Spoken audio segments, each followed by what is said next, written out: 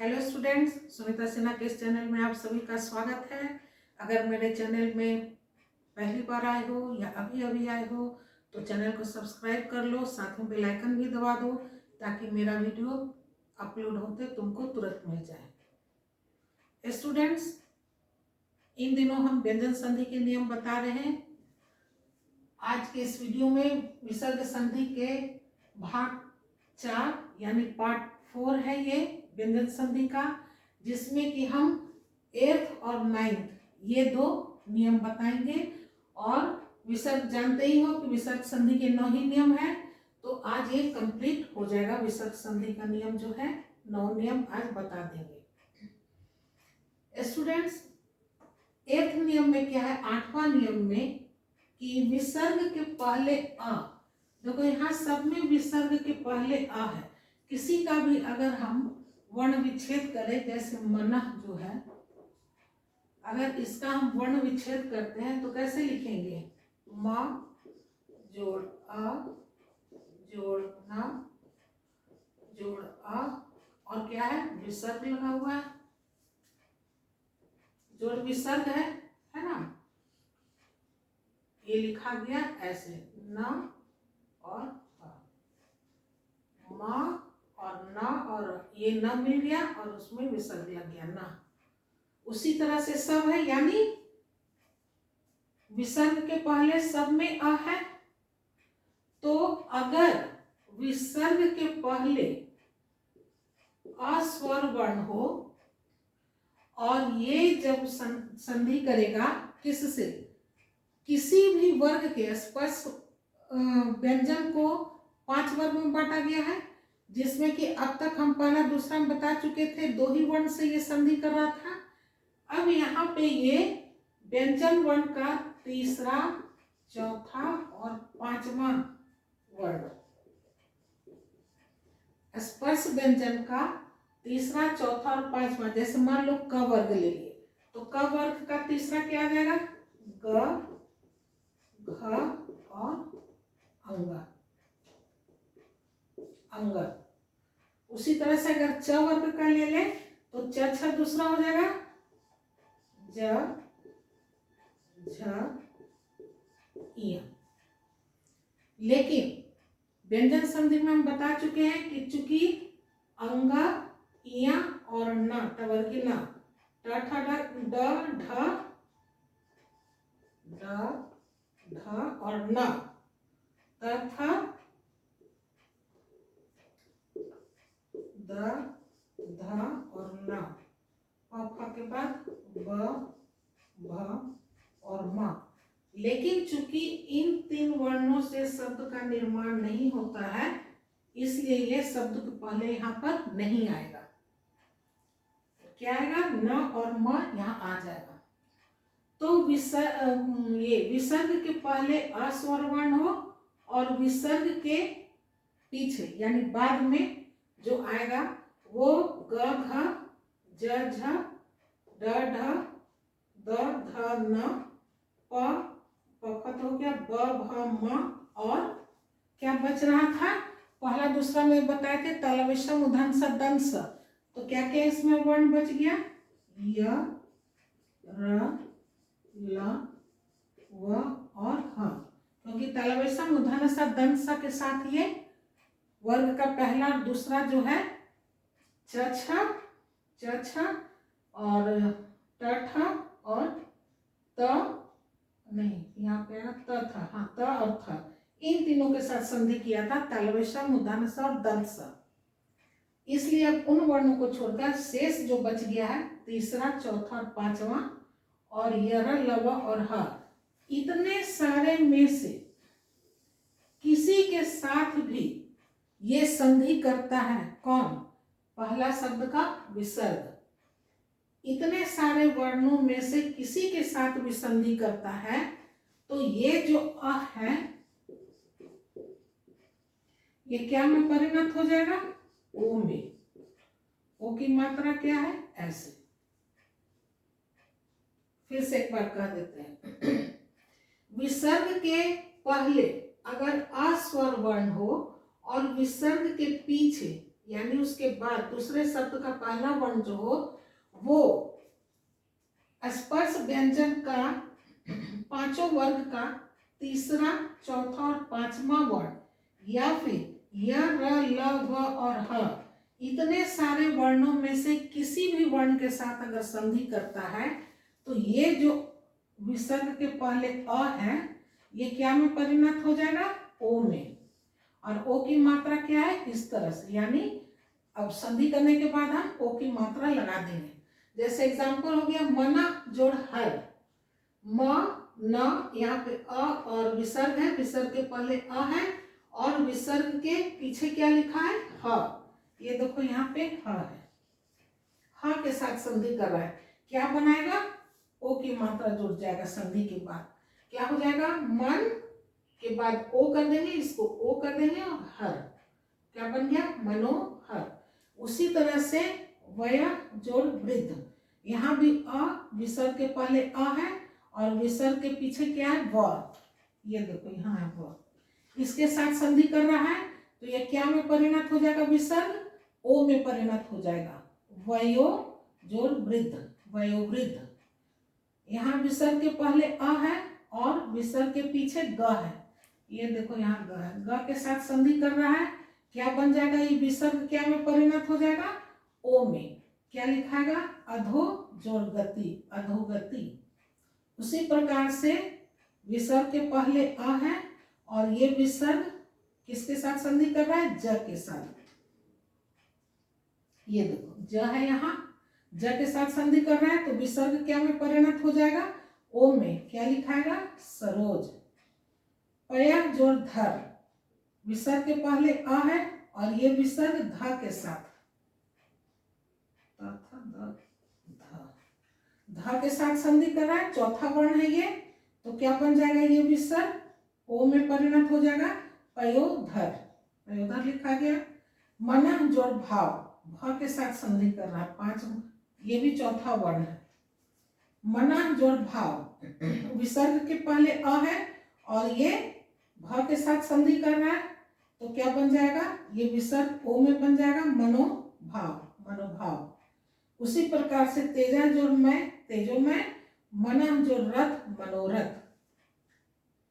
विसर्ग के पहले अ हो और विसर्ग के पीछे यानी बाद वाला जो शब्द है उसका पहला जो वर्ण हो वो पांचों वर्ग का तीसरा, चौथा और पांचवा वर्ण में से कोई भी वर्ण हो या य, र, ल, व, ह में से कोई भी वर्ण हो, इन सारे वर्णों में से किसी के साथ भी अगर संधि करता है तो विसर्ग जो है वो ओ में परिणत हो जाएगा, मनोहर। ये है 8वां नियम। 9वां नियम में है कि विसर्ग के पहले अ, आ से भिन्न यानी अ, आ को छोड़कर स्वर वर्ण कितने हैं? 11 है। 11 में से कह रहा है अ, आ को छोड़कर, इससे अलग भिन्न, तो कौन कौन बच गया? अ, आ को छोड़ देंगे तो छोटी ई, बड़ी ई, छोटा ऊ, बड़ा ऊ, री, ए,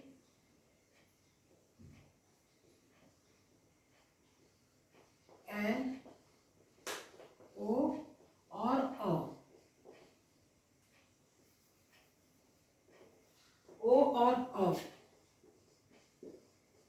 1 2 3 4 5 6 7 8 9, आ को छोड़कर 11 में से 2 निकल गया तो ये 9 वर्ण बच गया।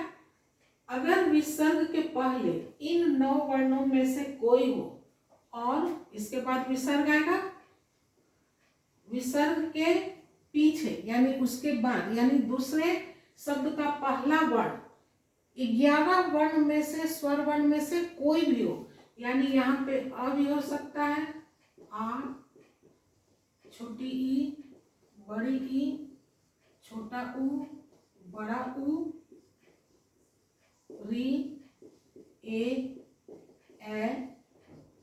ओ और अ, 11 वर्ण हो गया। और इसके बाद और भी कौन कौन? वर्ग का स्पर्श व्यंजन का पांचों वर्ग में से तीसरा, चौथा और पांचवा। तीसरा कौन हो गया? क ख को छोड़ देंगे तो ग, घ और अंग। चछा के बाद ज, झ, इय। तथा के बाद ड, ढ, न। तथा के बाद द, ध, न। प के बाद ब, भ, म। ये पांचों वर्ण में से हो गया, ये 11 हो गया स्वर वर्ण। इतने सारे स्पर्श व्यंजन में से हो गए। उसके बाद अंतस्थ व्यंजन का य, र, ल और व। इतने सारे में से, तो इतने सारे में से ये जो पंचम वर्ण है, इससे तो शब्द की शुरुआत नहीं होती, शब्द का निर्माण नहीं होता है, इसलिए ये नहीं रहेगा। इससे शब्द का निर्माण नहीं हुआ तो ये भी नहीं रहेगा, और ये शब्द का निर्माण इससे नहीं हुआ है तो ये भी नहीं रहेगा। 5 ऐसे वर्ण हैं जिससे कि शब्द का निर्माण नहीं हुआ है।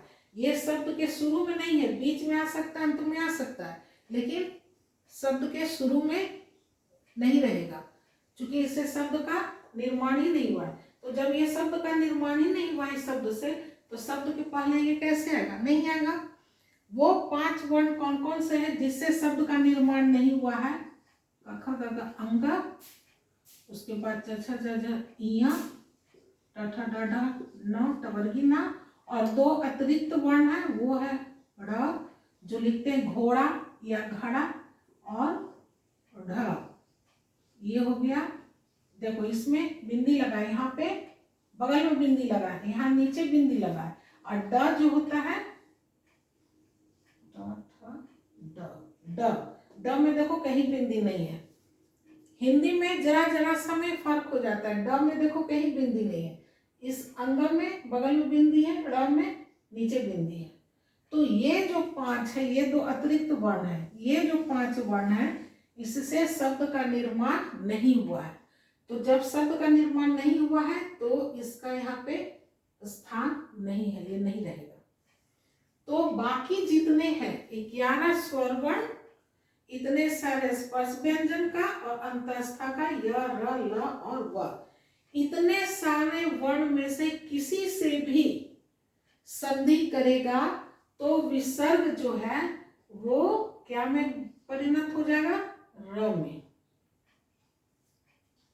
ये विसर्ग जो है ये क्या में परिणत हो जाएगा? र में परिणत हो जाएगा। देखो कैसे, नी जोड़ आशा कई में बता चुके हैं कि ये विसर्ग के पहले क्या है? बड़ी ई की मात्रा लगा हुआ है, बता ही देते हैं इसमें भी। न जोड़ अ जोड़ सॉरी नी है ना, तो बड़ी ई और उसके बाद है विसर्ग।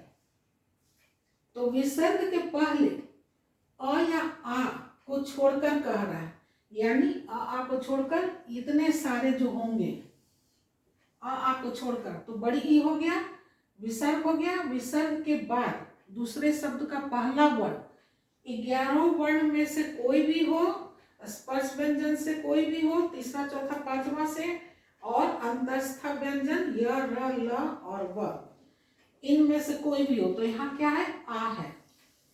इसके साथ जब संधि करेगा तो हम क्या बोले थे कि ये जो विसर्ग है ये र में परिणत हो जाएगा। तो क्या हो जाएगा?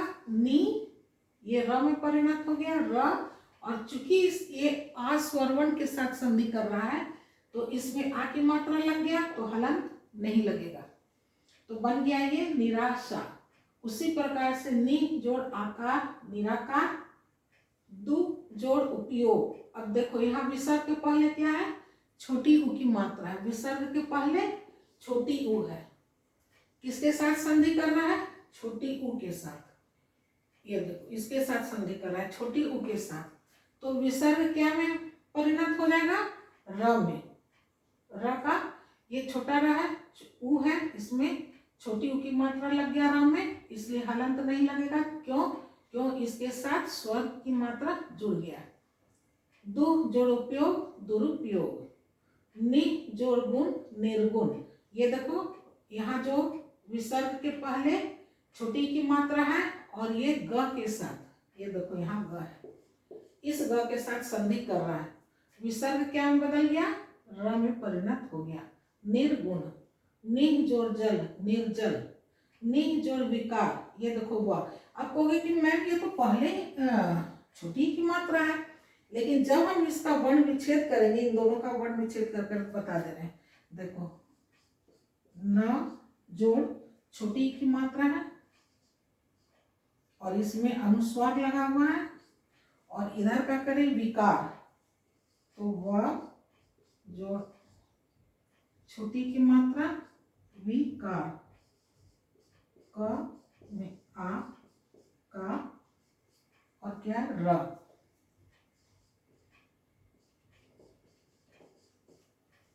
यही है। नि जोड़ विकार, नि विसर्ग है, नि जोड़ वी का र। तो देखो विसर्ग किसके साथ संधि कर रहा है? व के साथ। ये देखो यहाँ व, और यहाँ पे छोटी ई है, ये वाला। विसर्ग के पहले आ को छोड़कर कोई भी स्वर वर्ण हो तो छोटी ई है, और विसर्ग किसके साथ संधि कर रहा है? व के साथ संधि कर रहा है, तो ये विसर्ग क्या में परिणत हो जाएगा? र में। ये जो विसर्ग है ये र में परिणत हो गया। तो निह जोड़ विकार निर्विकार। उसी तरह से दुह जोड़ नीति दुर्नीति, दुह जोड़ आत्मा दुरात्मा। उम्मीद है तुम लोगों को व्यंजन संधि समझ में आ गया होगा। आज व्यंजन संधि के नियम भी समाप्त हो गए। अगर मेरा वीडियो पसंद आता हो तो लाइक कर दो, शेयर कर दो, और अब तक अगर सब्सक्राइब नहीं किए हो तो सब्सक्राइब कर दो जल्दी से, साथ में बेल आइकन भी दबा दो। मेरा वीडियो देखने के लिए आप सभी का बहुत बहुत धन्यवाद। एक नए टॉपिक के साथ नए वीडियो मिलते हैं, तब तक के लिए bye bye and take care.